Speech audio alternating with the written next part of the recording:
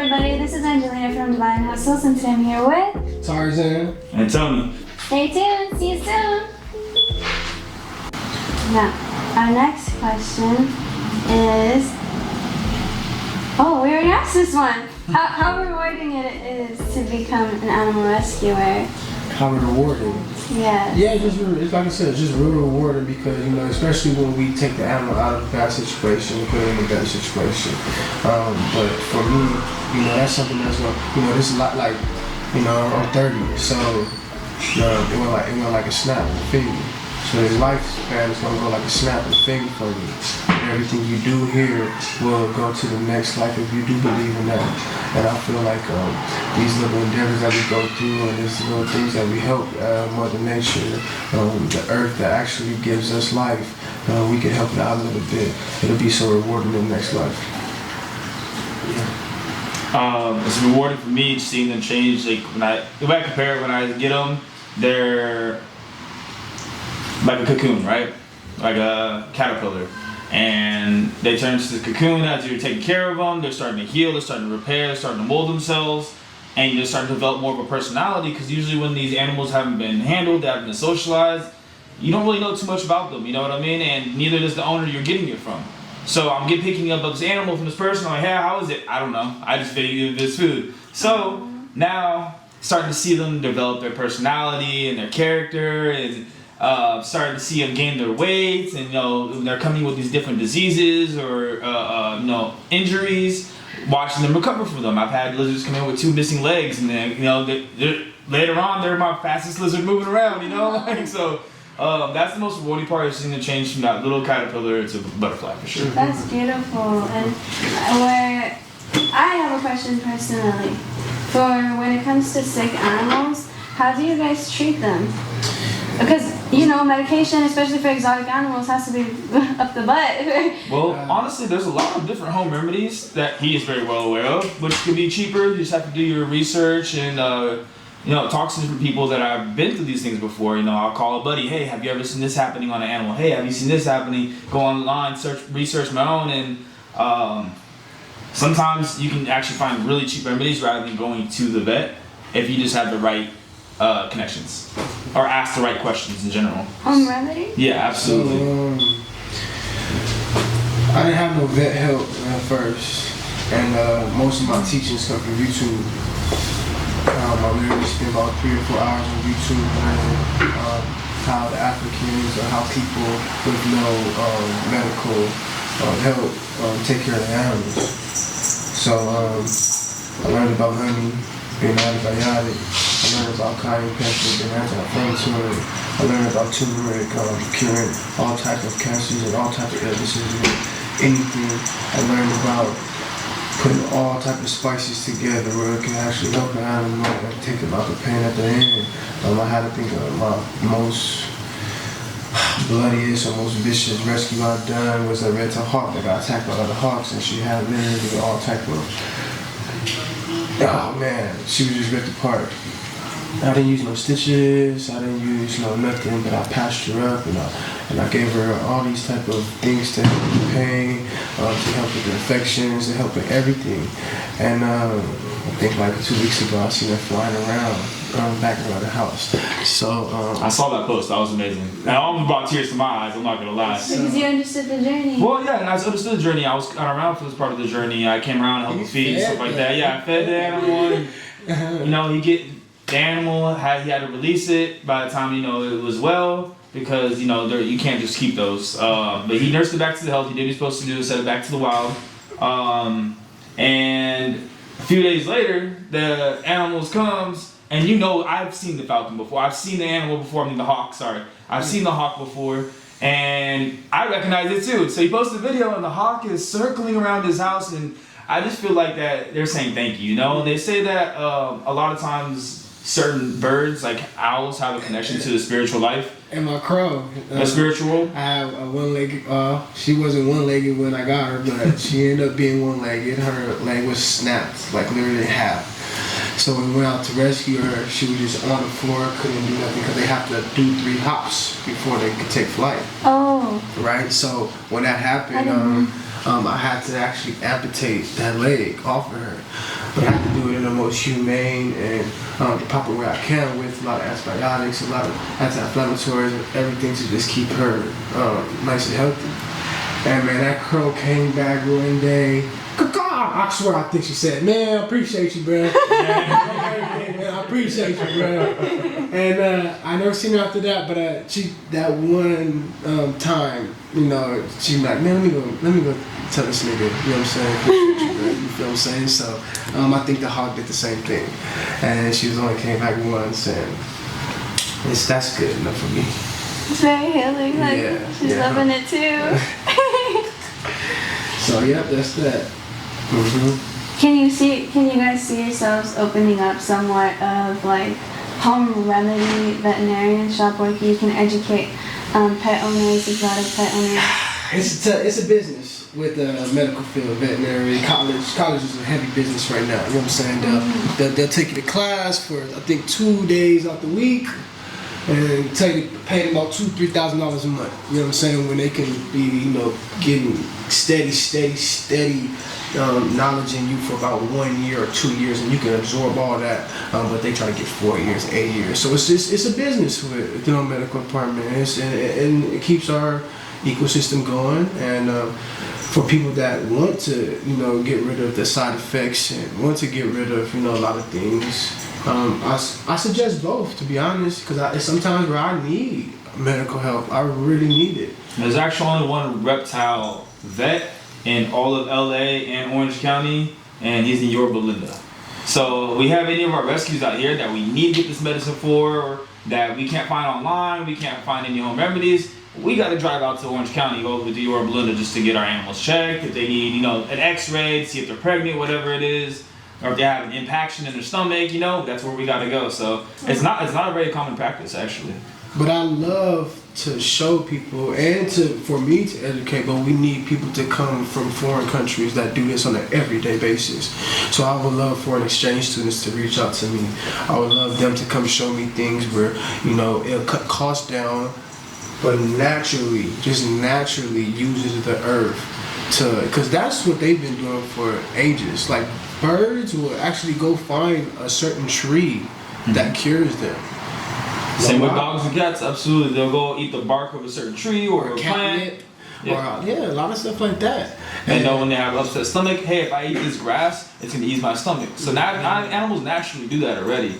So it would be nice. I agree. What he's saying is get back to the natural remedies where instead of feeding them this amoxicillin or whatever they use for the animal, you know, hey, if we can fix that, you give them some grass or whatever it is instead, that'd be amazing, you know. But I respect y'all doctors and vets and all that. Absolutely. Don't sit around and knock me down and do all. Look, I respect y'all. I want to work with y'all.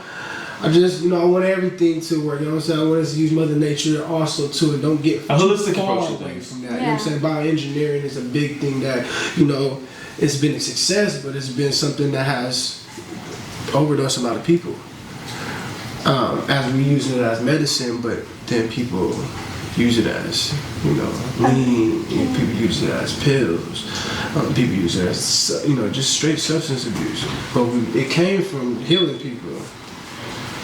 So the same thing I would say with the animals. If they don't have that medicine or that person can't provide that medicine no more, you need to strong the animal out. Yeah. You know what I mean? So hopefully, like I said, don't come for me and nothing like that. I just want everything to work more naturally and just, you know, just kind of more vegan wise, if that makes sense. You know, Holistic approach, yeah. Holistic approach. I'm only asking because I know there's some pet owners that do have to say goodbye to their pets because of how expensive the medicine is. So I mean, it'd be amazing to, like you said, have foreign studies or foreign animals to come over here and provide whatever information they can, so we can start something for pet owners. Or animals in general. No, for real. And then I think the community appreciate that approach that you did to that, because that's a lot of my calls. Like, man, I can't afford this, or I can't afford that, or how can I help in this? And then they just start balling out crying because they know that they got to put the animal down. So I get a lot of calls like that where I try to be as sympathetic as I can. And I even called the vet, like, why did y'all do that? Why wouldn't y'all cut that price down? Why is that? You know, the most expensive thing is putting somebody to sleep, and it shouldn't be $1,500 to put a mask on them. You know what I'm saying? And you know, that's just the supply and demand we go through right now. Well, moving to our next segment. He's gonna feel a little down. A new special guest. That's Alice. Alice, this is Alice. She's a curly hair tarantula. Curly hair. Well, a lot of people are scared of spiders, and I don't blame them. It took me a little minute to get to spiders, but the thing that got my fear over spiders, I ended up getting the biggest one in the world. That's the way to start. Yeah, that's how you do it. So this is a curly hair tarantula, and they are sought after because of their temperament. This tarantula is known to be in most households because they're just used to. Well, it's called domesticated. Okay, I mean like after years and not breeds, but you know, different mamas and daddies and stuff like that. They begin to be get that in their DNA. And then they call that domesticated and not wild. You know what I'm saying? So, some animals that you do are not domesticated just because of their genes come from the wild. But usually when you get like curly hair tarantulas, they've been in the pet trade for a long, long time. So the genes become cool, calm, and collective. Okay? Come on. Let's go. Now she would jump sometimes. How old is Alice? Tone, how old is Alice? Okay. Alice. Tone, how old is Alice? Huh? How old is she? Alice? 3? She is about 6 months. 6 months? Yeah. So Alice been eating. Okay. Go ahead. Now she might be a little fat. Just don't drop her. She might be a little what? Fast. You know what I'm saying? She might be a little fast sometimes. Okay. But just don't. There you go. Go ahead. She'll crawl up on. Yeah. There you go. See? Alice. But she gonna feel you, so don't relax. You alright? No, I don't want her to fly off. She knows what she's doing? Yeah, don't worry about it. She knows what she's doing. I don't want her to fall. Let's get her back associated. Let's get her back over here. Come on, Alice. There you go, mama. Let's go. Come on. That's okay. There you go. And you want to just overlap the hands. One hand. Put one hand out first. One hand out. Just one. And then when she crawls, keep crawling, you put the other hand. Well, good and try. then you put the other hand. There you go. Oh, girl. You back off like that. And then let me show you how to do this. You go like that. And then you go like that. And then you go like that. Now you put your hand. Perfect. There you go. And she just poo-pooed on me a little bit. There you go. Now you put your hand. Oh, now you got it. You got it. You rocking and rolling. There you go. Because you feel your energy. There you go. My energy is fast? Yeah, so she's going to be a little fast. Nice and calm. Oh, I can feel her. What are they called? They're not called paws. What are they? We gonna call them paws for you. You can feel her spiky, like her actual hairs. So they have these things where they come out and they can just literally grab on anything, like suction cups. Like Spider-Man. Just like Spider-Man. Just like Spider-Man. Sorry. So now your fear is a little. You good now, right? Or are you still a little scared? I think she's beautiful. I trust all these animals. It's just more like I don't trust myself. Like I didn't want to hurt them. Oh, okay. I got you. Don't worry about it. You're doing a great job. She's just chilling. Mm-hmm. Is it because I'm calm? No, you calm. She calm. She good. Oh no. She tripping. I think she about to. Until the end, he'll continue. Nah, she good. Now, all tarantulas are venomous, I think. But they do not have enough venom to actually do anything to us. Just like daddy long legs. I was gonna say, is it true that daddy long legs are the most poisonous? Poison is like. Venomous? Venom. To me, I think they're very venomous because they can kill a lot of. Different tarantulas, different all type of little different arachnids and all type of stuff. As far as the most venomous, I don't know about that.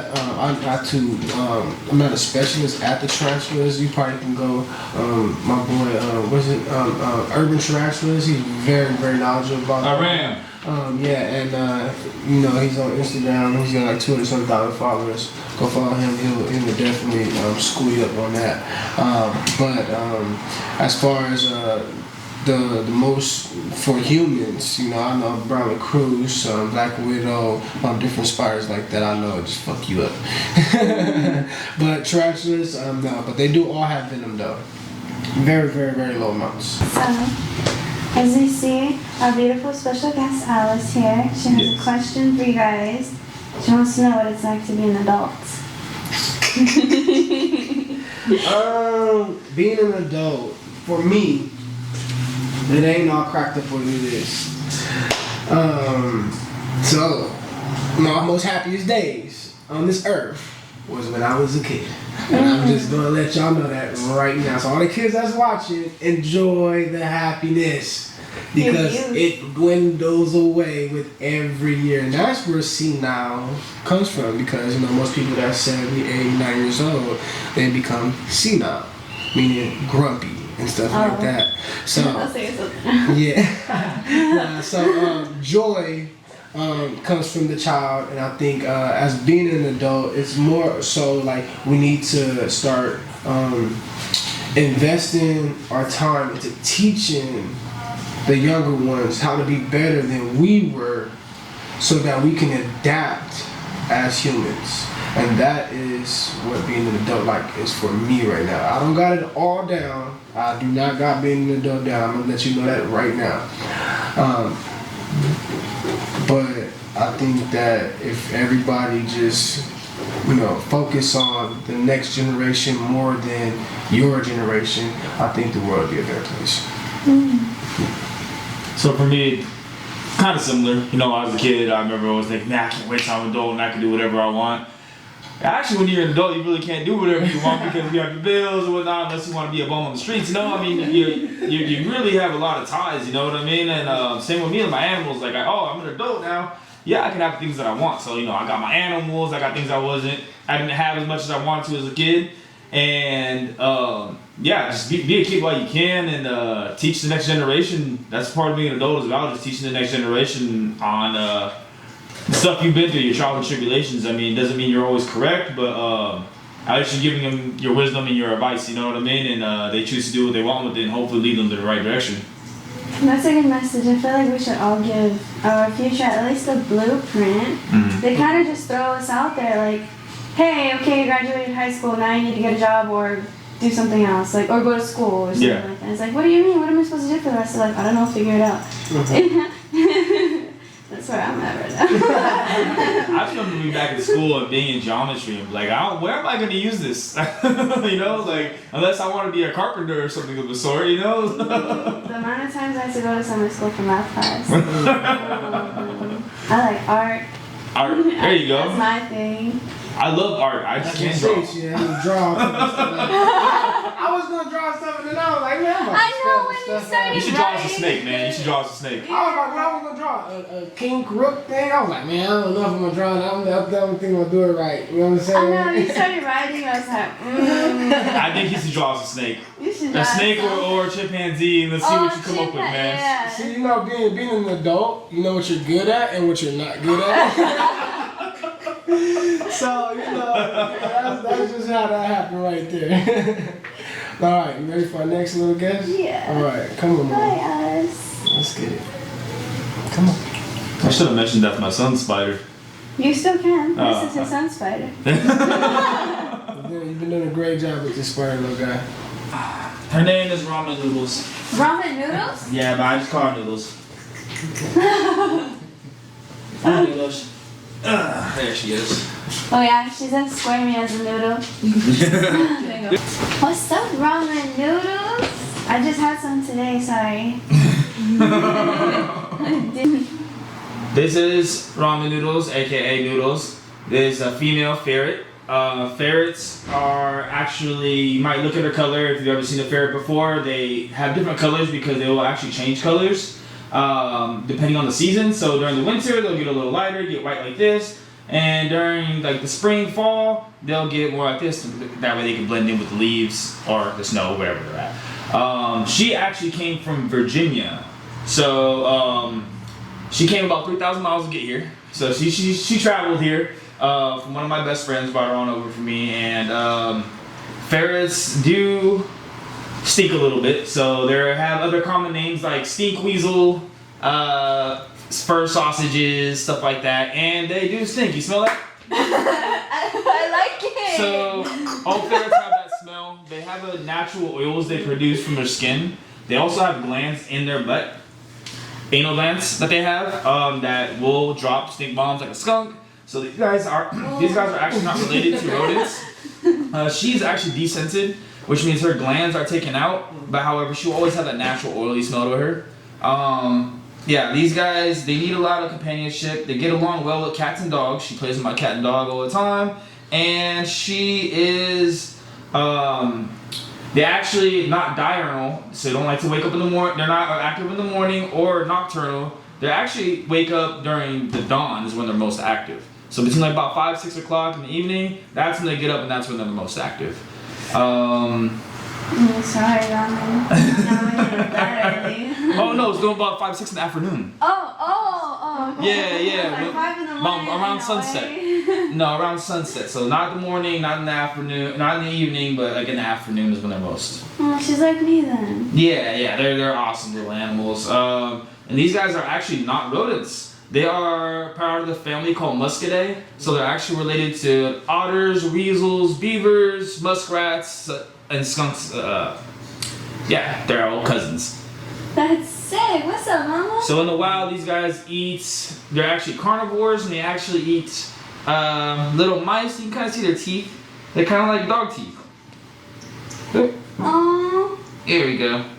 They're like dog teeth. So these guys eat rats, fish, and stuff like that in the wild. Insects. This little girl? Yep. They are predators. Mm-hmm. But she's so cute. She's the cutest little stink weasel around. You know, that's how they trick you. They are cute and stuff. And they also have very flexible spines. So see the way she kind of dangles and her spine moves? it doesn't. Yeah, they're very flexible and they can squeeze into areas a lot smaller than their head. They can squish their little bodies down and get into small areas. And they also do a thing that is really cute. It's called dead sleep. So these That's guys, cute. yeah, they look like they're actually dead. So once they fall asleep, sometimes they'll be so out that if you pick them up, they'll hang. They look like they're dead. There's so many videos online. If you look up dead sleep, they, yeah, you'll see them. They look like rag dolls, literally. You can like pick up their head and they'll flop back down, and it's so cute. But it's a little scary when you think you're dead. Yeah. I was just gonna say it. So these guys are not illegal in California and some other states. They're actually a permit is required to have these. However, I don't think they should be. I mean, they're awesome animals. They're just an invasive species, so you know, they were introduced into certain areas back in the day because of like rat issues or rodent issues, and these guys eat rodents. Well, they started to eat too many rodents, and now there's no food for the hawks. There's no food for the other animals after the rodents, so it threw off the balance in the ecosystem. So that's why they're illegal. They're illegal? In some areas, yes. Specify in some areas. In some areas they are illegal, yes. You're not allowed to own these somewhere. But she is a sweetheart, and I don't see why not. Beautiful. Now, do you have questions for them too? Do you have any questions, Noodles? She said, can you share some advice to the youth? I'm sorry. Alright, Noodles, I guess I'll share a little advice.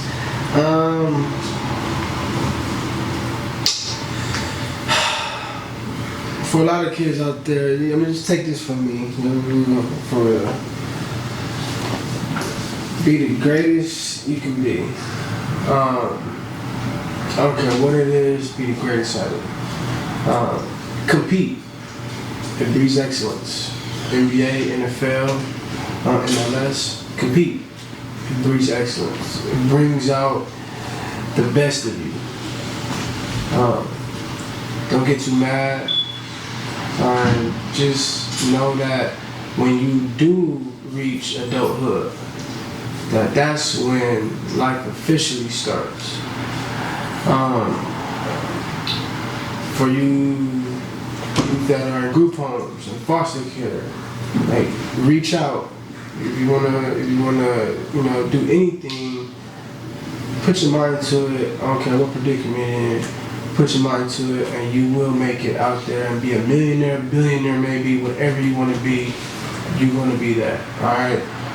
Besides that, be happy, be great, and respect the parents, please. Respect whoever you're listening to. Respect the teachers. It goes a long way respecting elders. I promise you it does. I know it don't seem like it, and I know they get all your nerves. I know they do. I know they do. But it's for a reason. Respect them, and I promise you you're going to be a great, great adult, alright? Yeah, they'll go into little places. They're so mischievous. Noodles. Little noodles. Another question is from Noodles. Okay. She said, can we get a message to hustlers following their dreams? So if I were to say a couple things about hustlers following their dreams, one thing I want to say is there's two things that are in life that are always consistent, and that's change and change. In order to grow, you're gonna need change, and when it comes to change, if you're comfortable with change, you're uncomfortable with being uncomfortable, money's gonna come along with it, you know what I mean? And oh, come on, Dad, she knows her dad. Come on. Let's go, baby.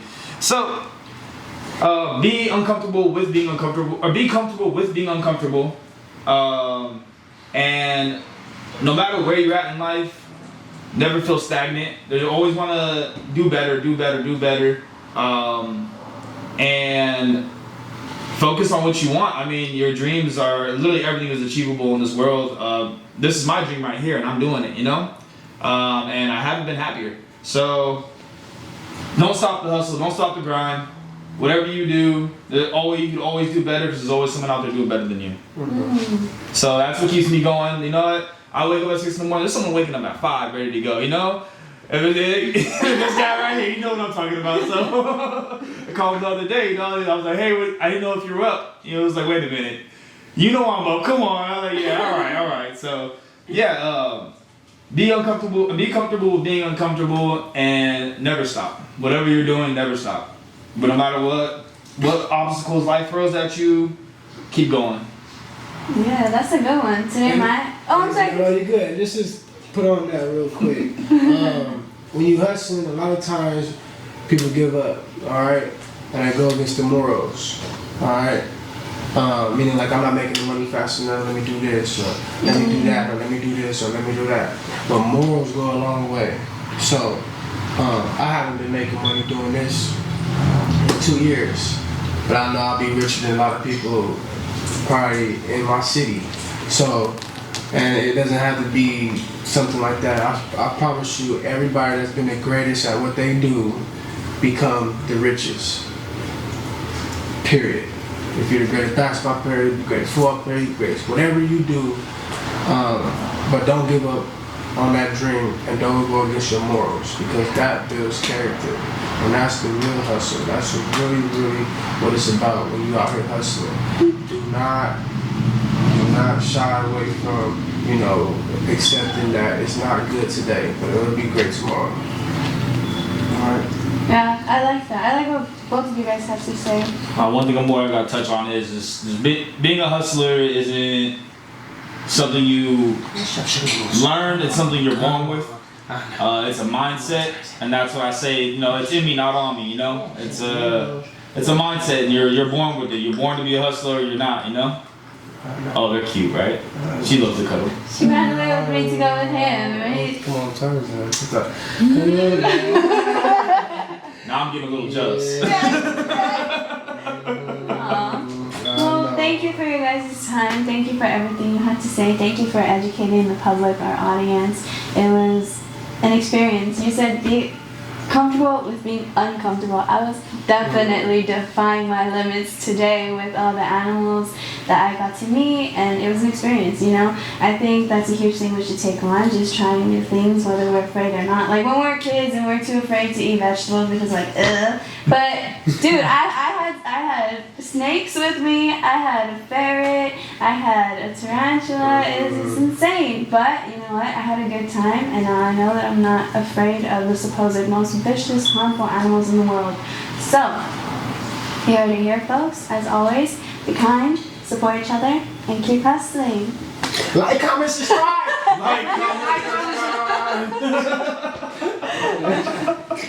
Yeah. What cool animal? You want to keep the ferret out, or? Yeah. Don't bring the snakes out. That'd be cool.